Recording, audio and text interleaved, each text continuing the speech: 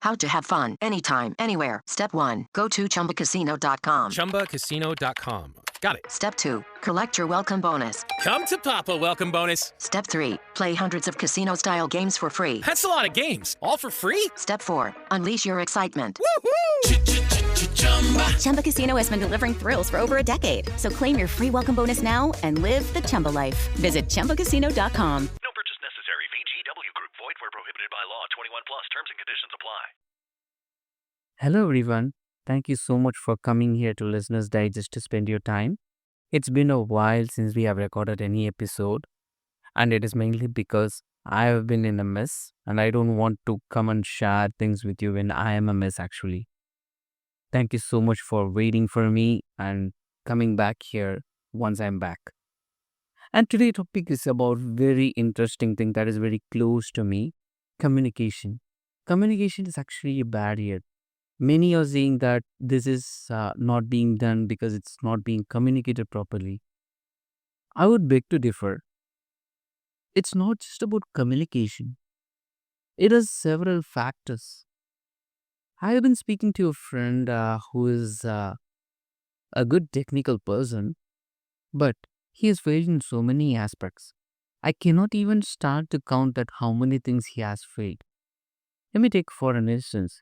He was going for an interview and he was asking to my help to with certain thing. When I approached him, he was telling that he is very nervous about to start things with. I asked him, so you are very well versed in technical and you're going to go yourself and prove to them. What's the fuss about that? He tells English is the main language in there, so I don't have any, I can't speak English. Alright, then I understood, okay, language is a barrier for him. He can't speak. I asked him to speak in my own language, which he is comfortable with, and asked him do a mock interview. When I realized that he was not even in confidence to speak with me in his own language, that's because his mind is so messed up with things that he can't even start things to go forward. That's when I figured out that there are few other factors that are influencing and making you believe that communication is the main enemy out there. Let me tell you few things that many won't say. Language is not the issue. Fluency is not the issue. Confidence is the issue. One more main important thing before I go with things, right? Fear factor. Fear factor is the one that's holding you back. I've been telling the same to my friend as well. Not many would say this because this has something to do with your orientation on how you are built with and how you are approaching things. And one more outside factor, the above four things which I said, it has something to do with you and how you are being brought up. The fifth point which I'm going to speak about, it's something about how the society is built, the corporatization culture. It actually requires you to communicate with a very good confidence in order to inculcate with the colleagues out there in office or being any other place for that matter. In fact, that is some kind of additional stress, I believe, that which is put on individual person because of the corporatization environment over out there. That is something you have to deal with because of the growing environment out there. But let's focus on the first 4 points, shall we? Many won't say that language is not an issue. That's where I started. When I told my friend that your language is not an issue, I'm very well sure that he can speak very good English. The problem is that now, training sentence, that's what he understood. I can't train sentences, my friend. I can't speak to others without training sentence.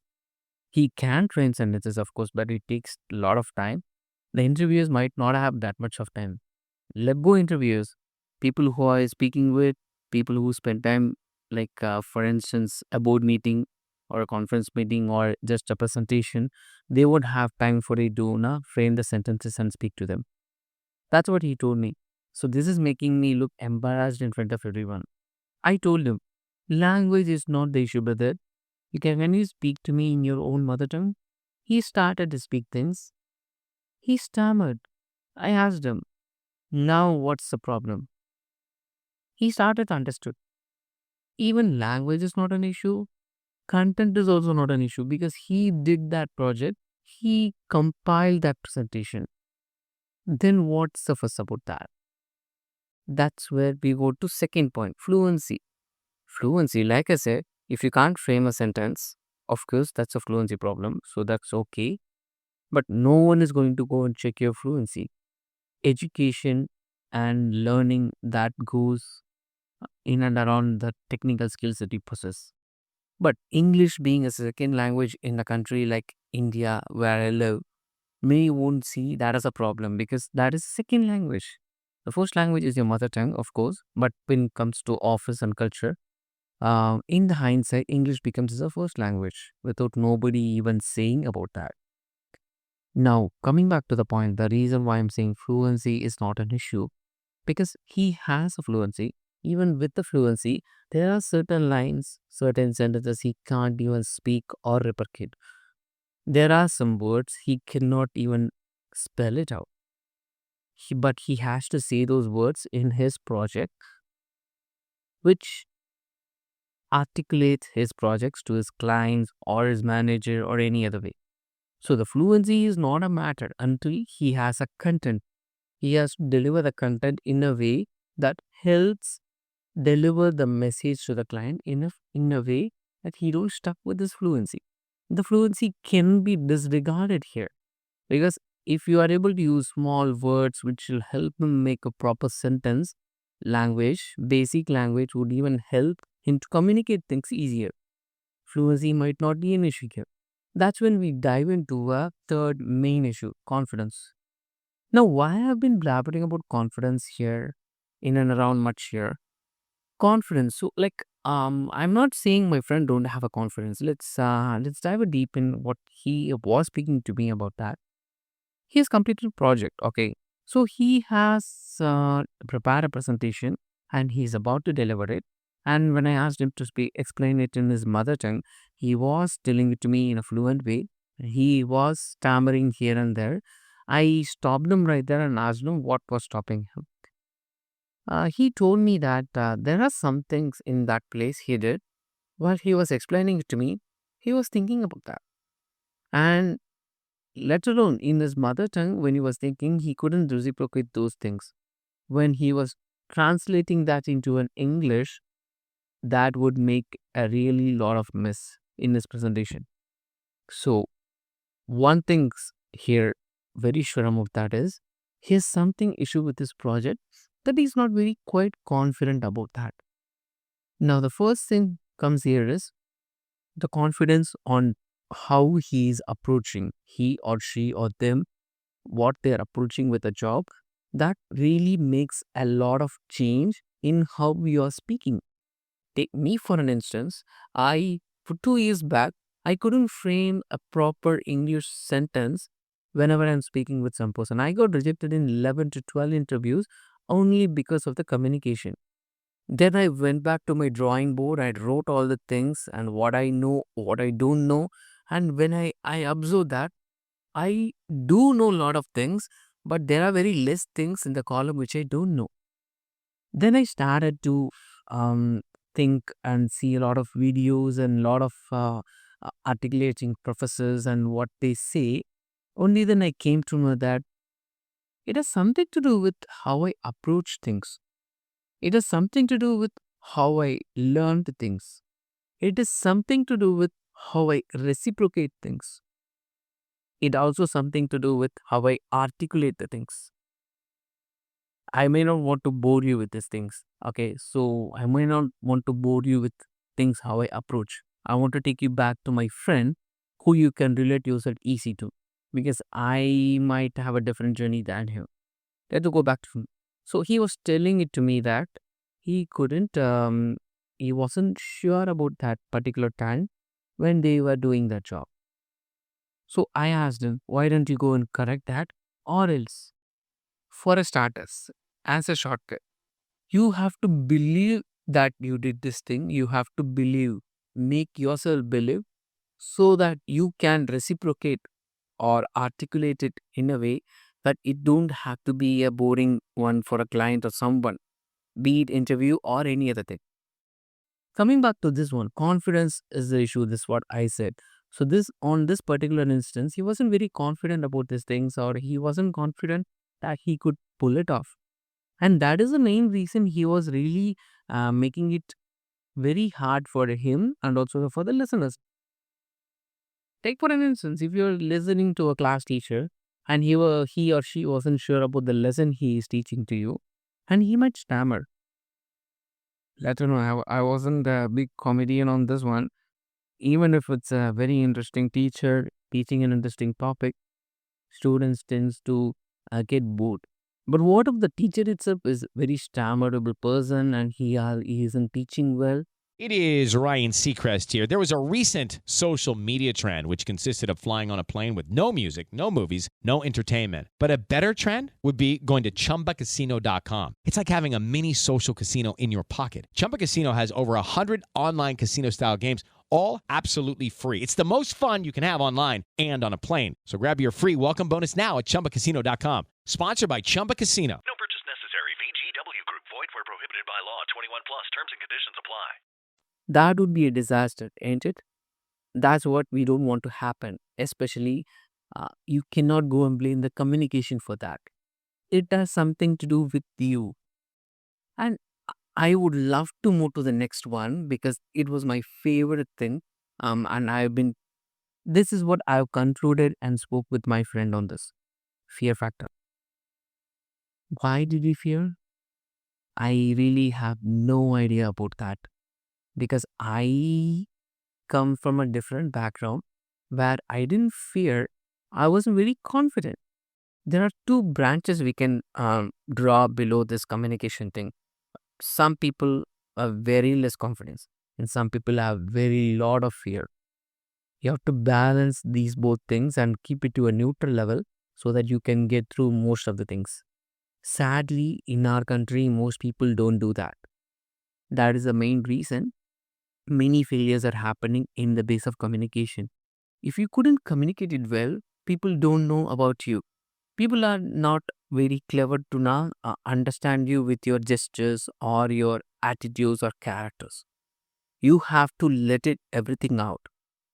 Take me for an instance. And for this fear factor, I'm going to go take myself as an example because I am not a failure person because of this fear factor. I never fear because I knew what I could do and I knew what my weaknesses are. I knew where I could go down. I knew where I could get up. Take me for an instance, like I said, so when I was starting with my first interview after coming out of college, there was no fear factor because just want to get some job. I just have no experience at all. When I was approaching for an interview, I was asked few questions. At that time, my field was quite movement towards the work you can do, not just about language. So it was in my local mother tongue, which is Tamil. So I was very easily able to communicate with them and tell what and all I've learned. But of course, I was given a very menial job coming as a fresher. So the thing you need to observe here is I was very maybe because of the young blood or not, I was very articulative about what I know and what I could do, and I just submitted myself to them and I got a job. As the time passed by, something called commitment made me quite increase in the fear factor. Maybe the next two jobs, while I was attending interviews or going for a meeting, a little bit of fear factor was touching with me. What if I lose this one? What if I didn't get a hike? What if my colleague surpasses me? What if, what if, what if? There are a lot of what if in this. I simply chose to ignore that and increase the level of confidence in me. Remember before I said there are two metrics, confidence and fear factor. Many people have very less confidence and have very high fear factor. Now what I did is, I'm not saying I'm a balanced person. I too had very less confidence and very less fear factor. My graph was very low as well. I tried to up the confidence up to the balance meter in the 50% level. I would say I'm not a 100% confidence person. I don't want to brag that. I had around 50% confidence factor, and I tried to lessen the fear factor. But however, as a time passed by, as the responsibilities increased for me, the fear factors graph started to increase and coming into the 50% level. That is not something I do want.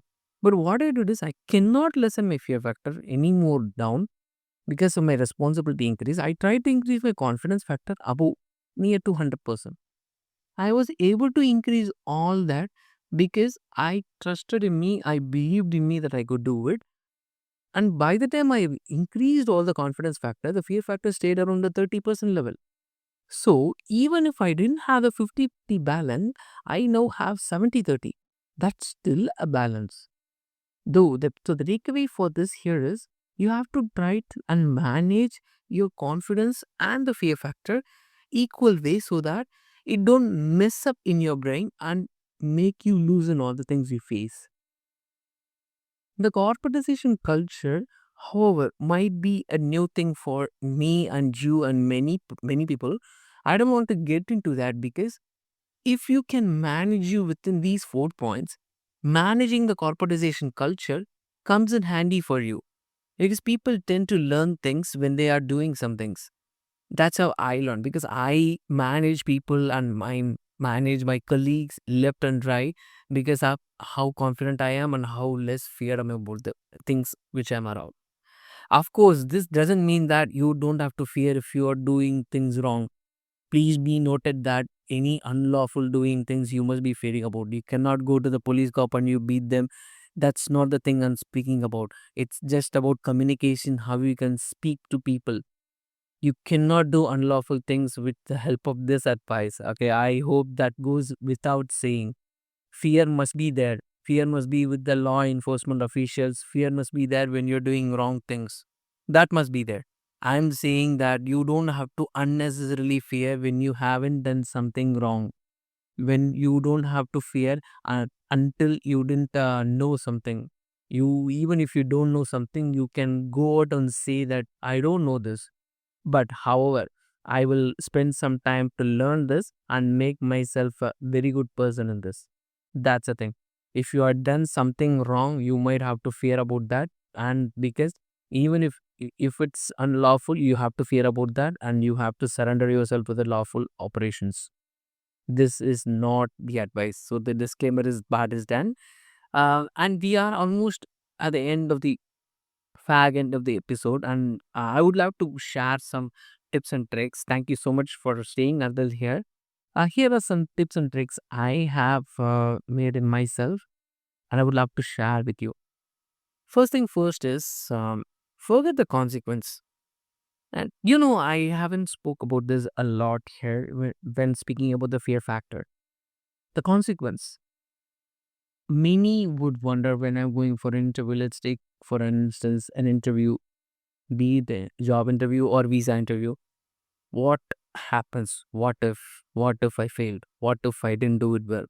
Forget that shit. I mostly, when I try to apply for jobs or anything, I forget about the result. I only think about what I'm going to do there, how I'm going to prove myself, how I'm going to show myself to the interviewer, how I am going to express my potential. Can I do it better? I should not regret that after the thing happened. That must be the list of points in my mind when I'm appearing for the interview. So if you can forget the consequence, 50% of the part is done because you are lessening the fear factor against the confidence. The confidence might not go up if you forget the confidence. But the first thing you might remind is that you have to forget the consequence. Second thing I would say is practice. Many would say practice make a man perfect, but I would say practice make everyone perfect. So it's not just man, so everyone perfect. So maybe if you have time, you can speak to yourself. I'm not saying anything about English here. The podcast is in English, of course, but it is about how you can practice it. Even if it's your own tongue, you can speak without fear and with full glowing confidence. You can speak to yourself, speak in the mirror, audio record yourself. A quick quitty bitty thing. So this is how I started my podcast. So I had no idea to start a podcast. I was doing this particular speaking to myself thing for a practice thing. That's when I observed, okay, my articulation is very well versed for me. And when I happened to show this to few of my friends, they have told that my articulation is good and I was speaking very confidently. Why don't I start something? That's how things started for me. I'm not saying this might be a starting for something for you, but you can hear yourself and that will kind of boost your confidence away apart. And the first thing, lessens your fear. Second thing, boosts your confidence. Two takeaways. And the third part is quite maybe in a pessimistic way. It is okay to stumble. That's what I would say. Stumble, of course, I believe you all know that.